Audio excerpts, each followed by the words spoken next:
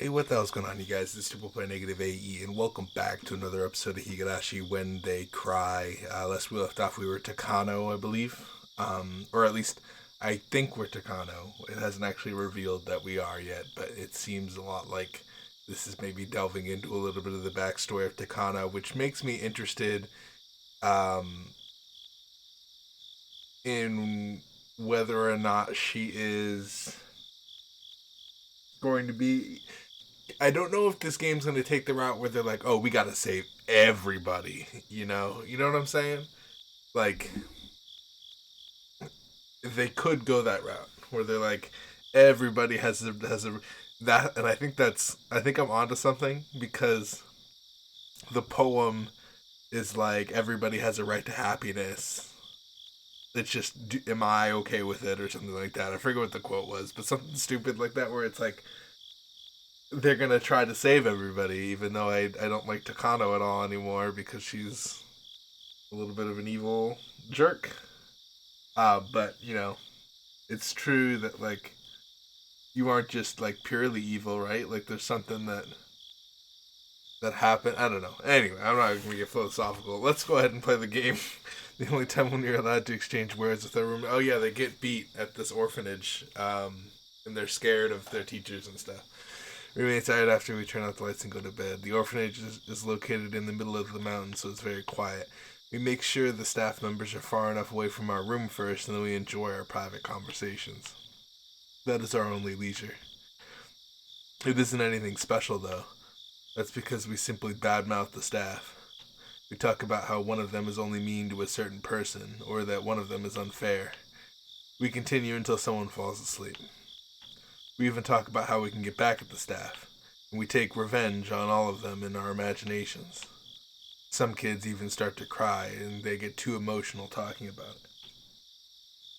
Although the subject we talk about is negative, talking about it is the only way to vent our frustration.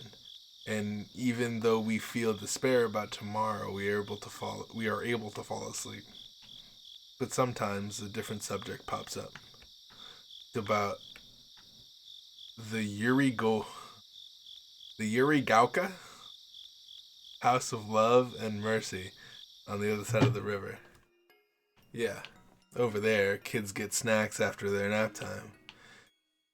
And the director is such a sweet person. The house is always freaking. Grass is always green on the other side. I'm gonna call it right now. The House of Love run a privately run orphanage just like this one, but it's very different from this place. In fact, it's the complete opposite of how it is here. Unless it's actually greener on the other side. But I don't know. It's a few years ago when this place was a lot worse than it was. A few children tried to escape. It's hard to believe there was a time when this place was worse than this. Supposedly, 3 or 4 had tried to escape. I don't know the exact number though. They headed to the House of Love and Mercy. They succeeded. Except for one unlucky child, they were able to get to the property of the House of Love and Mercy. I guess the staff couldn't follow them into the orphanage's property. I guess for this orphanage's staff to be on the other orphanage's property was like trespassing. The staff regretted not being able to catch the children, and came back with only the one they caught. That was me. And that was I. I was sure that they wanted to bring back the rest of the children too. I'm sure they were determined not to let anyone escape, and the way they locked up the place after the incident proved their determination. But the escaped children were never brought back. No matter how much the staff were mortified, they couldn't bring the children back and punish them. In other words, if you could get to the House of Love and Mercy, you would escape from this hell. But like, is it true? I feel like these are rumors. Of course, the one who was caught went through misery afterward. However, nobody really knows how he was punished. Also, I turned down the sound by like a little bit, I guess, or a decent amount. Let me know how it is. There were only strange words left from the people who knew about the incident. A punishment of duck who can't drink water, a punishment of a squashed caterpillar, a punishment of a pig with torn arms and legs, I feel like... Okay. I feel like those are dumb names. I can't even imagine what kind of punishments they are. I would have named them something like crazy. If you're gonna, like... I don't know. The only thing I can say is that those punishments are supposed to be far more harsh than a punishment of a casket. Like, whoever's naming these needs to be more creative. Which was the most cruel punishment I knew at the time. I can only imagine how horrible those punishments are from the eerie names. After that, his wish came true, and he was able to leave the orphanage. Was he able to leave this orphanage safely and enjoy the freedom while breathing in fresh air under the blue sky? According to the rumor, he wasn't able to. While he was playing in the boiler room, he slipped and fell, damaged his brain, and died. Sounds like a shut-down orphanage to me. The children were instructed not to go in the boiler room after that incident. Everyone knew the boiler room was always locked. So everyone knew. He was killed. He wasn't just killed. He was killed after being tortured. He was killed to teach the other children a lesson. I'm actually curious, because, like, orphans are people that don't really have anything, and they're taken in by just people that want to take care of them, I guess. And, like, there's like foster care in America, but, like, if they have, like, no record, are people just... It's a terrible thing to say, but would it be possible to kill an orphan? Because there's got to be some record of life, right? And then when they die, there's got to be some record of death. Is how I always assumed life to go. So even if you don't have anything or anyone to go, you still have like a thing. But then, like, you know, homeless people die, like, I imagine, right? Like a lot, probably. So do they get recorded, or do they just... I imagine. I don't know. It's just, that's weird. Like, at what point... That's a weird thing to think about. He was killed to teach the other children a lesson. I don't know. I don't know about that one. I feel like that's a shut-down orphanage. The children who risked their lives to escape lived their lives full of love and mercy at the House of Love and Mercy. They lived ordinary lives, but they were far better ones compared to here. I don't really know if the House of Love and Mercy was really heaven. Maybe all the orphanage are pretty much... Yeah, that's what I'm saying. But compared to this orphanage, I bet anything else is better. That's what you think. If someone... They're probably just murdering everybody over there. That's why no one's telling... I don't know. Everyone, even if someone escapes successfully, the police will catch them or catch him. Then he will be sent back to the orphanage. That will be the same as being killed. However, if he can reach the House of Love and Mercy, they will take him in. They won't send him back. And by talking about escape to the House of Love and Mercy, we try to forget our cruel reality. Then our group leader, Eriko, says to us quietly, "Would you try to escape if you had a chance to?" Who doesn't want to escape from here? It is a rather foolish question, but that isn't what she meant. If there is a chance to escape, would you take that chance knowing that you had to go through...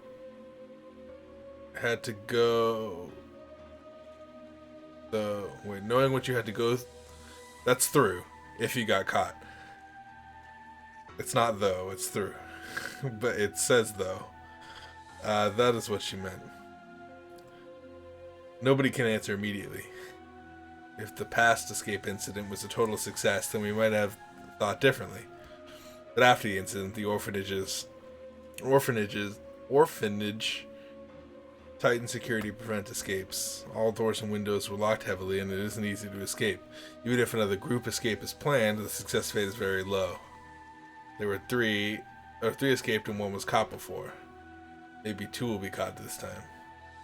No, maybe everyone will be caught. What happens if everyone tries to escape? What, are they going to kill the whole orphanage? If I could, I'd want to escape. But the House of Love and Mercy is far away. I feel like if you're living like a miserable life, right? Like you band together in misery, and then you fight them. But the House of Love and Mercy is far away, where the bridges belong to. We will all be caught. Besides, I can't even go outside. Everything is locked. There are locks everywhere. One will need a key for both the inside and the outside. After the lights are turned off, the hallway is divided and locked. There's no mistake, this is a prison. According to the rumors, the orphanage receives government funding depending on the number of children it houses. And there's no like checkups on the orphanage. There's not like, all right, well, how many do you have? Oh, we have 12. Did you send them off to a family, and which one? And then if they say no, then they're going to be like, where's that child? I feel like there should be government checks if there's not.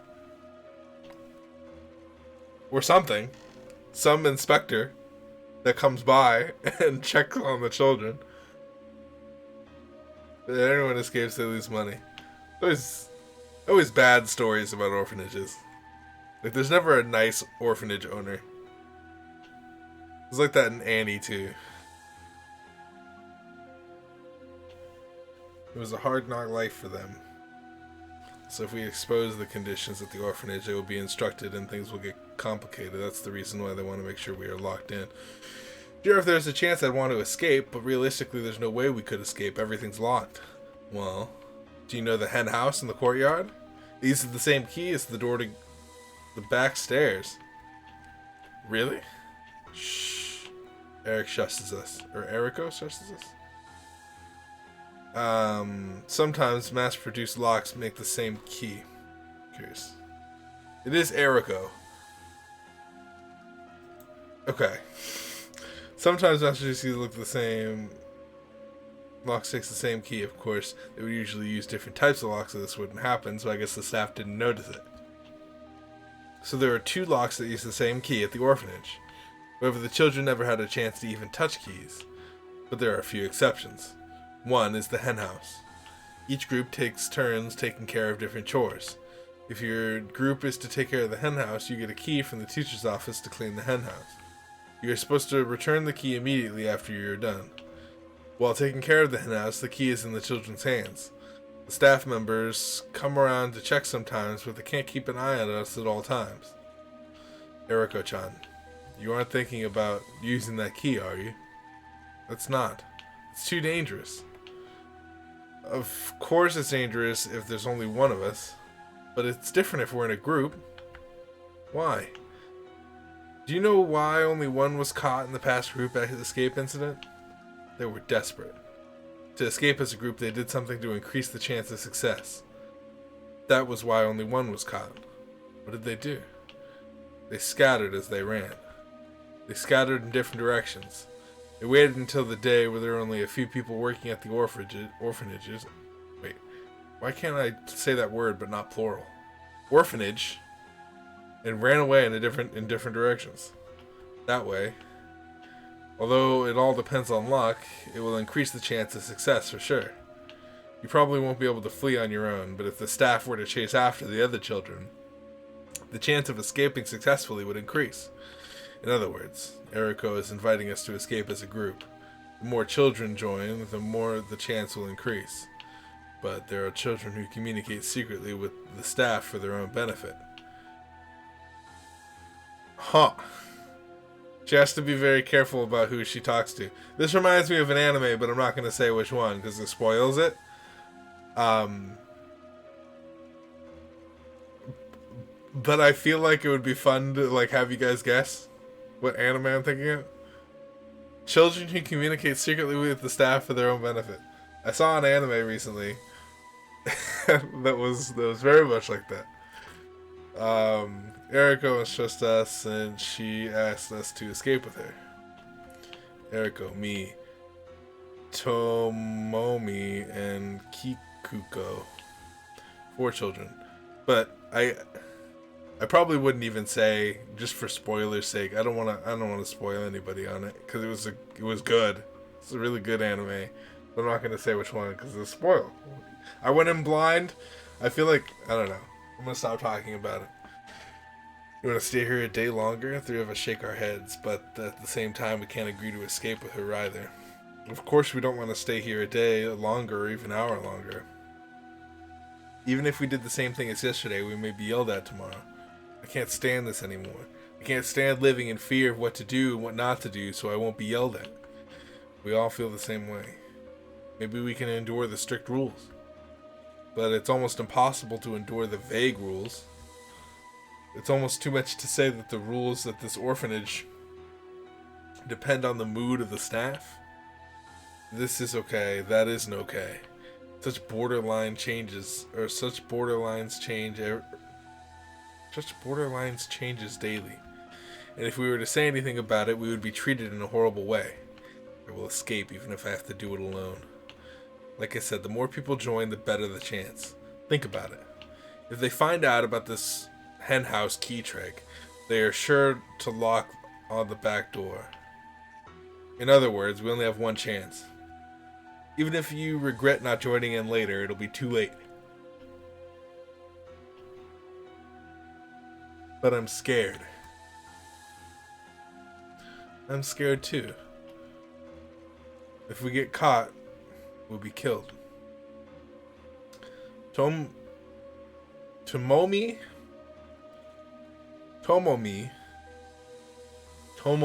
and Kikuko. Tomomi and Kikuko aren't the only ones who were scared. The fear is understandable, because suddenly the fear of the punishment that follows becomes very realistic. I'm sure Eriko feels the same way too, but her courage is suppressing the fear, and she shared the idea with us. So do you plan to stay here forever? No way. I know you're scared, but this is the only chance we have. You have to be brave, just this once. What about you, Miyoko? Do you want to go with me? Unlike Tomomi, and Kikuko, I'm not trembling that much. Miyoko? So my name's Miyoko? Of course I'm scared in my own way, but compared to the other two, I must appear rather calm. So my name is Miyoko. Can we really escape? Of course, Eriko can't guarantee our success, but I had to ask her. There's no guarantee, but if you come with me, that'll increase the chance. Of course, the same can be said for you, too. Eriko says it calculatingly, but I'm sure she just wants someone else to agree to go with her. It is more important than anything to increase the chance of escape. Tomomi and Kikuko, if you're too scared, then I won't force you. Miyoko and I will escape ourselves. 2 is enough. Well. Eriko wishes the 2 to make up their minds. It almost looks cold, but it's her way of making them brave.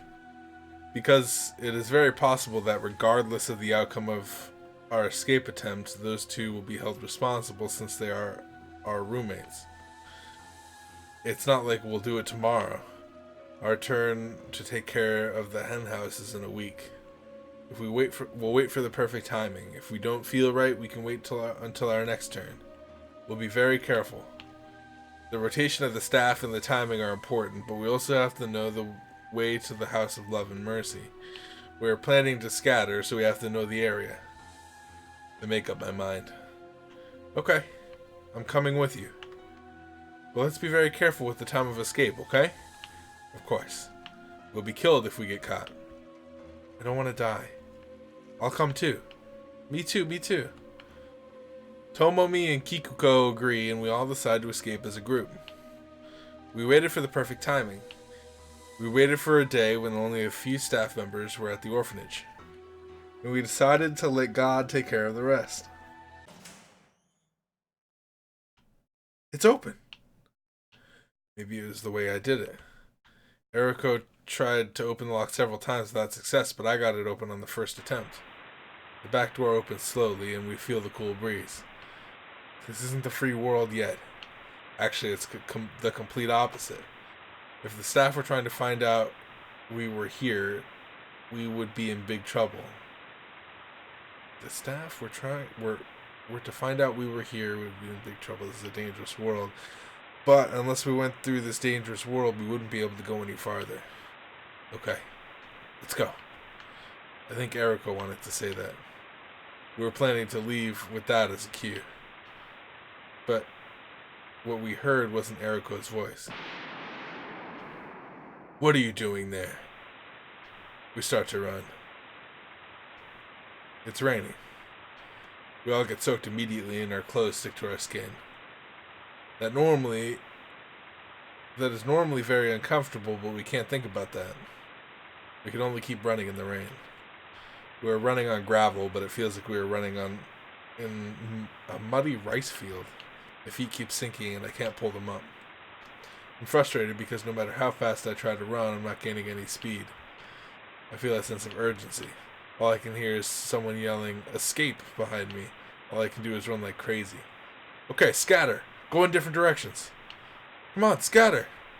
With Eriko's cue, we scatter in different directions, hoping they won't come after us. Will we be able to reunite safely at the House of Love and Mercy? All four of us together, or maybe someone will be missing. No. Maybe everyone else will make it, and I will be the only one who gets caught. My wish gets interrupted by the voice of a staff member coming from behind me. Wait! The staff members should be fewer than we are, so if I'm lucky, I won't have anyone coming after me. As I hope the voice isn't coming after me, I turn around once. If I had time to turn around, why didn't I take another step forward? Why didn't I try to escape farther?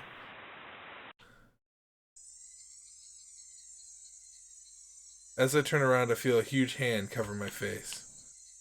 The little finger slips into my open mouth. The hand grabs my face and shoves me into the muddy gravel. Of course, I don't stay quiet. I fight back. Then I see the staff member's face. It's the scariest face I've ever seen. I realize it right away. He wants to capture me so he can use me as an example. If he is going to kill me after using me as an example, then why not kill me now? His face shows such hatred. His little finger in my mouth touches my tongue. Indescribable bad taste makes an icky feeling run through my whole body. Then I think, this is the taste of my death. He's going to shove his finger down my windpipe and suffocate me. So I have to fight to live. Something warm fills my mouth. It's like swallowing blood after I had a nosebleed. I spit it out from my mouth and run without turning around, leaving the staff member who is holding his little finger. Oh, she bit it. Oh, shit, damn you, I'm going to kill you. I can hear the yelling behind me. It isn't a man that's after me. It is a beast. He isn't interested in capturing me. He's only interested in killing me. My shoes have slipped off. They weren't sneakers. They came off easily while I was running like mad. My bare feet step on gravel. It's painful, but I don't care. Because if I stop, I know what is coming after me.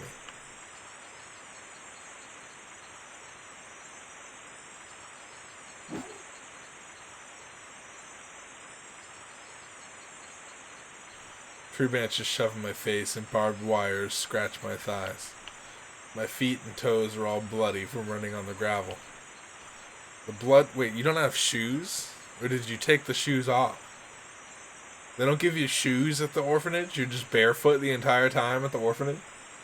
I guess. Okay. I can believe it. The blood of the staff member's little finger drips down from my mouth, staining the areas around my mouth and chest. I'm running for my life, with scratches and cuts all over my body. If I were to get caught, I would be killed. If the pursuer had any sense, then I would be killed after being tortured. But if he didn't, I would be killed on the spot. I don't want to be killed. I don't want to be killed. My lungs and heart are about to explode. My head is blank because of the fear and the lack of oxygen. I'm about to lose consciousness. I might give in if I didn't hear the voice of the staff member coming after me. My knees are shaking. My legs won't move properly. I feel like I'm going to fall like a puppet without strings. But I can't fall. I just can't. It's too late. My face is on the gravel. I feel the awful sensation of falling down. And immediately after that, the roar of the beast coming behind me. Yeah, I would have, like, tried to juke. I would have been like hiding behind like a single tree and then like shimmied around it until he ran all the way past me, and then I would like slowly walk. My finger.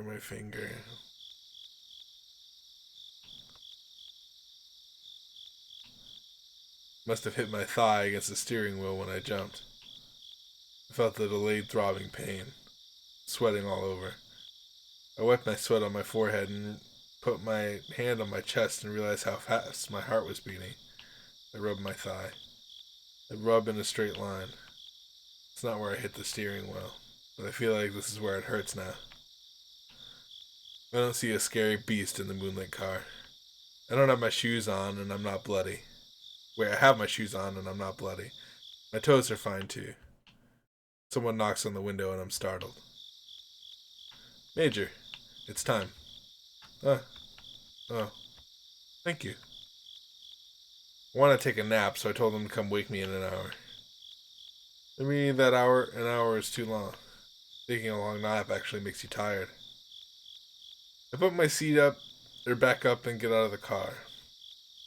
The cool breeze feels good. I only see the moon. There's nothing else to see in this mountain trail.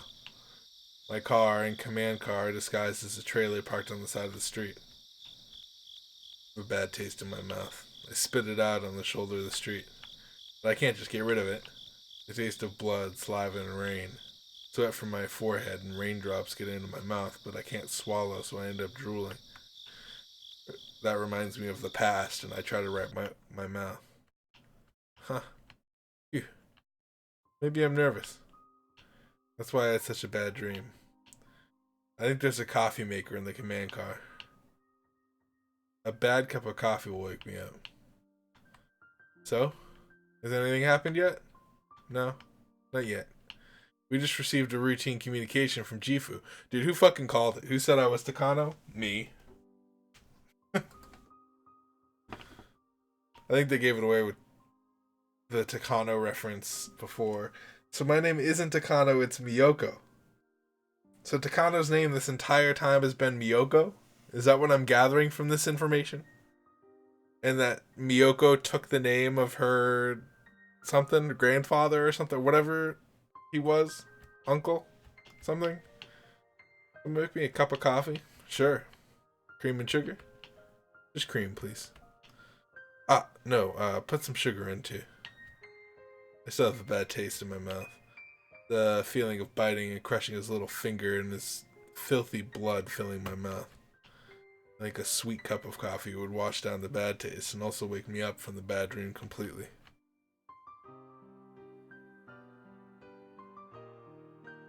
That's a Higurashi close. There it is. So my name's Miyoko, is what I gathered from that. So that's the thing from the past. That's what she had. There's no tips. Is there gonna be no tips? That's pretty crazy. I'm just gonna save here because when it gives me the option to save, I like to save.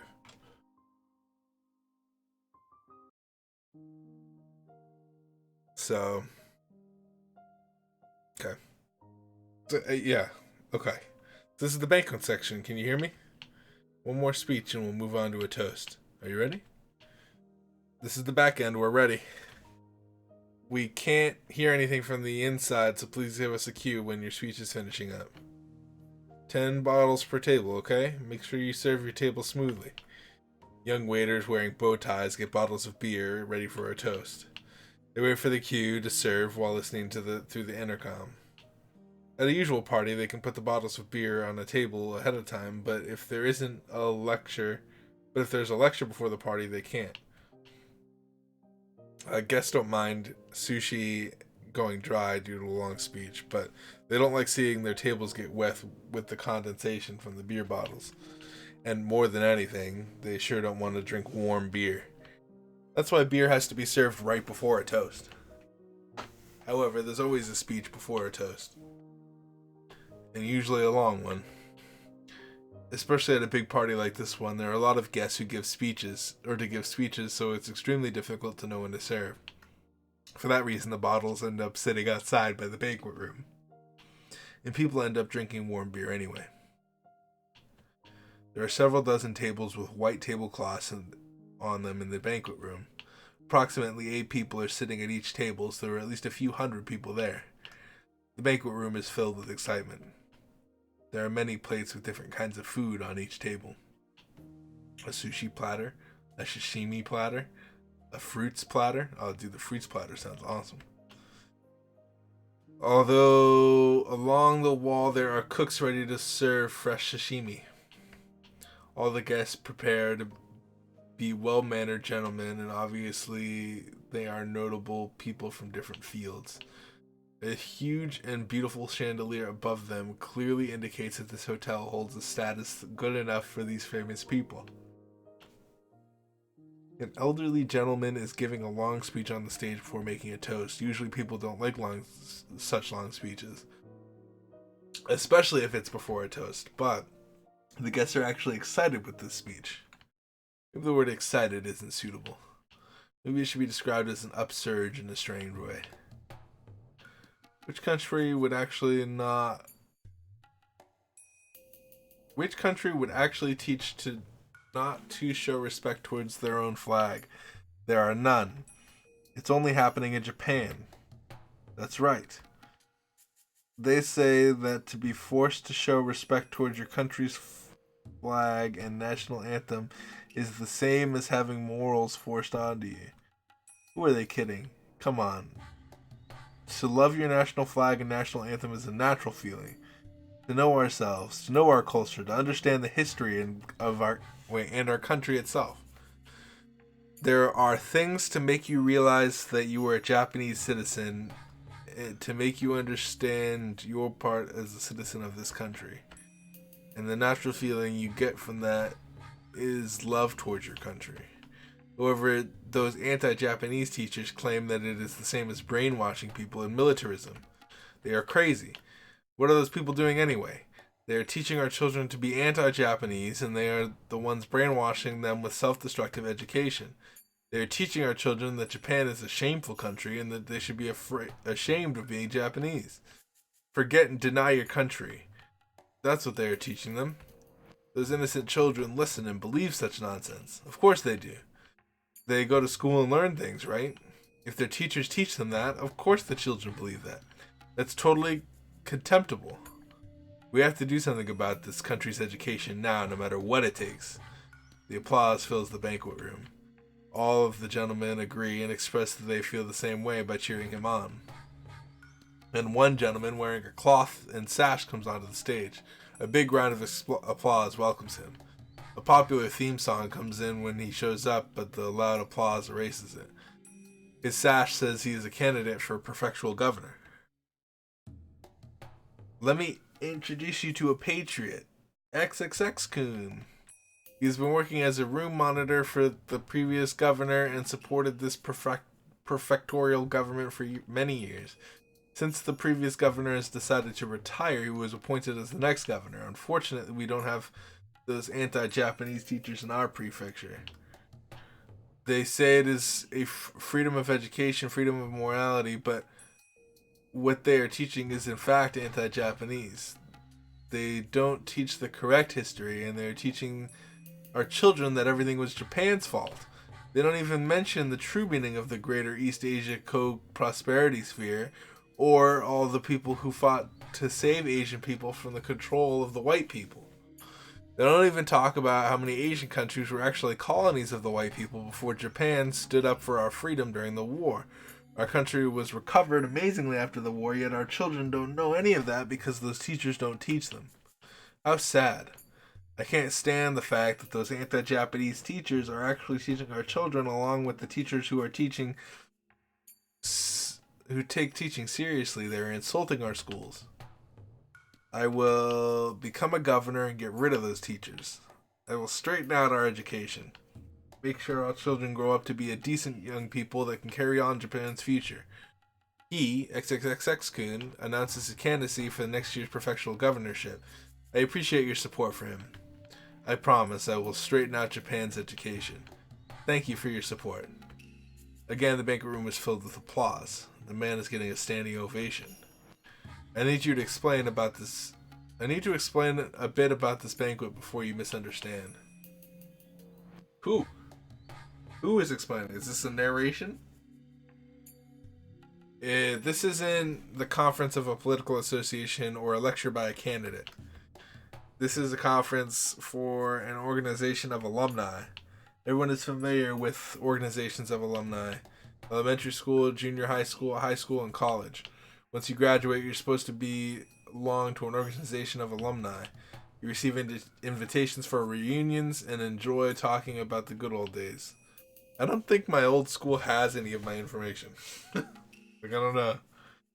However, there are many different types of such organizations. Some are simple organizations, and some are united with much tighter bonds. Once an organization becomes united with tighter bonds, it's no longer a simple organization of alumni. Rather, it's an academic clique. In Japanese society, there's a tradition for graduates to find tighter bonds that go beyond the organization level. Also, the more superior the alma mater is, the tighter the bonds they forge. The Imperial University is one of the best universities, is famous for its graduates' tight bonds. Why do superior people like to bond? It may be because they take pride in being superior, but more than that, having connections is the biggest reason of all. The Imperial University graduates are all elites in their field. They are likely to succeed and become important people. That's where tight bonds of the academic clique come in. In fact, even today, the Imperial University graduates maintain their tight academic clique. And they have huge influence in different fields. They interact with other universities as well, so the graduates' bonds are extremely tight, even today. Anyway, the Imperial University usually means Tokyo University. But sometimes it means all 7 major universities in Japan. They are located in Tokyo, Kyoto, Tohoku, Kyushu, Hokkaido, Osaka, and Nagoya. Did I get it? Kyushu? Kyushu is the only one that I was like, and Tohoku, and Kyushu. I don't know if those are right, but the other ones, I'm pretty sure they're all great schools. They're an organization of alumni that includes all 7 universities.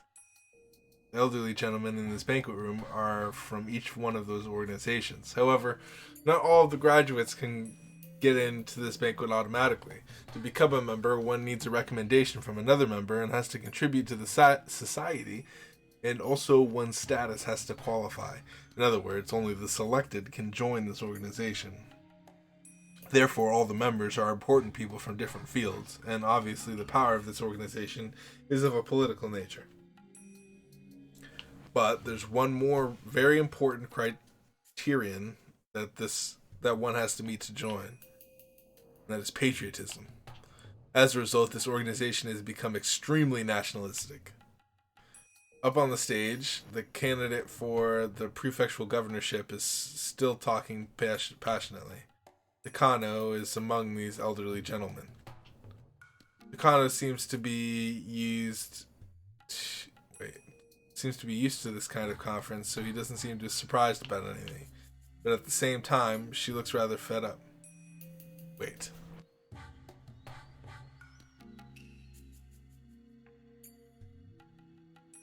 Okay. Since she is here, she must be one of the members. That means she has a very high academic background. She must be. She is. What do you mean must be? Like the narrator's not sure if she's a member or not. She's there. since she's here, she may or may not be one of the members. That means she has very high academic society, much as the older elderly gentleman. However, her academic background was the only qualification she is meant to join. She was able to join as a special case through different connections. She doesn't have any prejudiced ideas like the other members. Why is she here today? That's probably because of the same reason. What do you mean, probably? Who's talking to me? Is it not the narrator? So why is she here today? It's probably because of the same reason as the man giving the speech on stage. The man on stage actually doesn't have any prejudiced ideas, just like Takano. He only prepared a speech that he knew the guests would like. Politicians only want votes. Each and every person has a vote, but appealing to each one of them takes too long. So the best way to appeal to organizations with a unified idea is with a unified idea and a unified... Okay. In other words, this man is giving a speech so he can get support from those powerful people. The elderly gentleman in this banquet will do their best to support him since they share his ideals, since he shares their ideals. They offer many different kinds of expediency, support, and assistance. At an outrageous level, I might add. If today's event goes on like this organization will decide to officially support him. They'll give him plenty of financial aid. They'll assist him in different ways as well. Of course, the man on stage won't be the only one gaining here. When he wins the election and becomes a governor next year, the organization will welcome the governor as a new member and gain even more political power. And eventually the organization will become so powerful that nobody can ignore it. You, as the readers, must be thinking that this is no longer an organization of alumni, right? Right. At this level, they should be called an association. If they weren't so open... So this is the narrator. Because he just said you as the readers. He's just explaining... Interesting.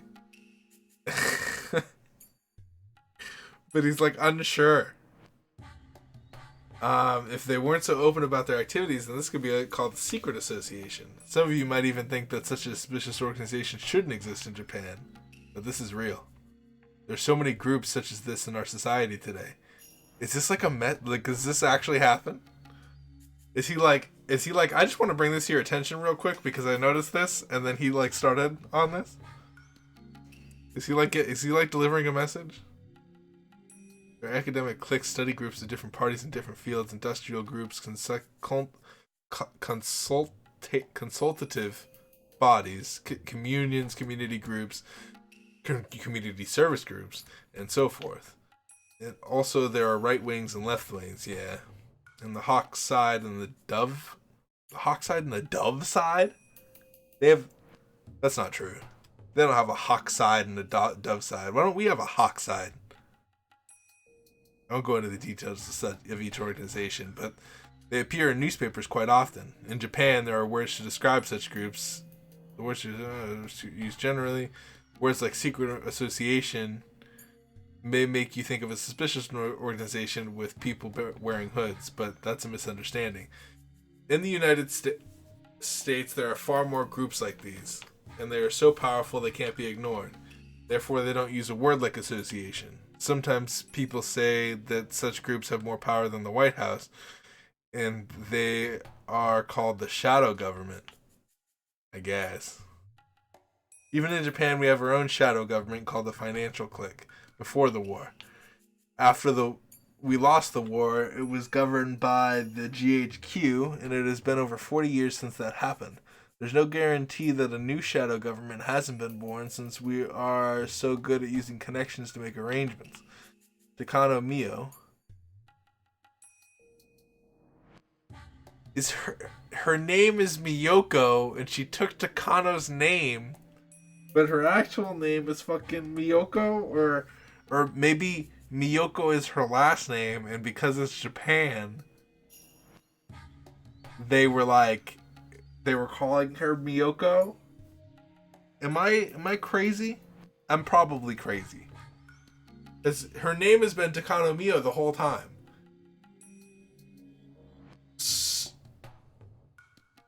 I don't know. I don't know. But her. Okay. I'm gonna continue. Oh, the white screen is a perfect place to end it. I'm gonna go ahead. It may appear to be a guest house at a huge golf course. I'm gonna go ahead and stop it here. Um, Let me know how the sound sounds. I So we were Takano in that previous sequence. I'm a little. I have to think about Miyoko, and I'm glad that they're kind of going into Takano's backstory. But what that's telling me is that they're gonna try to save Takano. They're gonna be like, oh, she did. She's not like born like this, so she deserves to be happy too. And then Takano's gonna be like, what, really? And there's gonna be some heartwarming shit or something. Um, yeah, I feel like in order to stop this, they have to save everybody, and like I feel like they save Takano because Takano doesn't have to die, but Tomitake has to die. But does he have to die if they can save Miyoko or Takano from killing? If they can save her before she kills him? We thought it was a constant, but fate is you can cut through it like paper. So you could just say like, hey, Takano Miya, I'm gonna save you, and then you have what's his name live. Um, okay, so if they're going into Takano's backstory and they're saving Takano, in order to save everybody, they need to bring Satoshi back into the story somehow. I don't know how, but somehow, we got Takano, Satoshi. Who else is in danger? Who else is in danger besides them two? Takano's evil, and Satoshi's there, and then Tomitake needs to live. If we can get those three on board, and then she somehow does it, you know, I don't know. They, I don't even know if we're following Rika anymore. I imagine we have to eventually go back to Rika, or maybe we're just in the intro for this. Anyway, I'm gonna stop talking. I'll see you guys in the next one. Thank you guys so much for watching. If you guys enjoyed it, hit the like button. It helps me. Um, Even though, I don't know if YouTube is ever going to be a thing that I pursue like full time, but it's always a nice thought. Like, enough people. I don't know. I don't know. Maybe I'll start like, I don't know. I'm going to stop talking because I'm going to get into other things and I can't do it. I just can't do it. If you like it, hit the like, subscribe, do what you want. Have a wonderful rest of your day, night, whatever it is for you. Have a good one. Peace out.